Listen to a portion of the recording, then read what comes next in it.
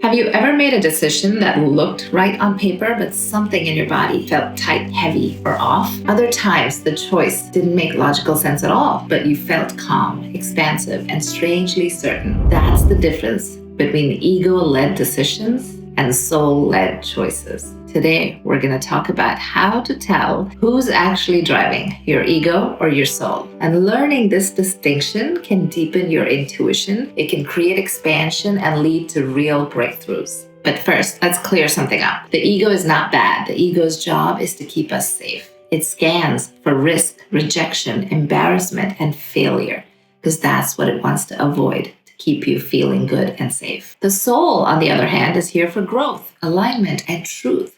And it's less concerned with comfort and more focused on becoming. The challenge isn't having an ego. The challenge is letting the ego drive when it was meant to be a passenger. So how do you tell the difference? Let's break it down. Number one, feel it in your body. Your body is often the fastest truth teller. Ego-driven choices usually feel tight, constricted, rushed, heavy, and urgent. Think about when you receive an email that is inflammatory and you immediately want to respond and you want to put your point across and you want to show that you are right. That's your ego. Soul-led choices often feel expansive, grounded, calm, open, and steady, even if they're scary. The ego shouts and the soul whispers. If your body feels like it's bracing for impact, ask yourself, what or who am I trying to protect right now? Let's take that example of the email again.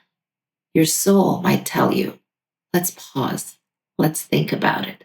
Is it really urgent, or is it just fear and the ego trying to tell me, go fight, prove yourself right? Number two, see the bigger picture. Ego thinks short term. It asks, what will they think? What if I fail? How do I avoid discomfort? And soul thinks long term and sees the bigger picture. Who am I becoming? What aligns with my values? What will matter 6 months or 6 years from now?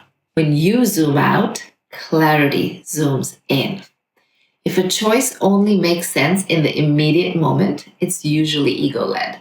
If it aligns with your deeper direction, even if it's uncomfortable, it is likely soul-led. Number three, identify where the resistance shows up. Resistance is a powerful clue, but it needs interpretation. Ego resistance sounds like, I'm not ready yet. Now's not the right time. I need more information. What if this goes wrong? Let me answer that email right now and prove them wrong. Soul resistance feels different. It's quieter. It's often about timing or integrity. What am I really feeling as I read this email? What are the fears that are coming up, or the insecurities, or the need to prove someone wrong? Why is that coming up? Ask yourself these questions. Is this resistance coming from fear or from wisdom? Fear tightens you up and wisdom steadies you. Number four, ask yourself, which choice is keeping me safe? This one is big. Ego choices are rooted in safety, emotional safety, financial safety, social safety, identity safety. Soul choices are not reckless, but they're not driven from safety alone. Ask yourself, is this choice helping me stay the same or helping me grow? If the primary goal is avoiding discomfort, judgment, or risk, that's usually the ego. If the choice invites expansion, truth, and alignment, even with uncertainty or even in discomfort, that's the soul nudging you forward. And here's what happens when you choose from the soul consistently. Your intuition gets louder, your body feels more relaxed and trusting, synchronicities increase, confidence grows without force, and breakthroughs happen, not from pushing, but from alignment. You stop asking, what should I do? And you start asking, what feels true? That's not impulsive. That's intuitive intelligence doing its job. Even if it feels logically correct, tap into that inner wisdom and pause and see what you hear. The next time you're facing a decision, pause and ask, What does my body feel right now? Am I thinking short term or long term? Where is the resistance coming from?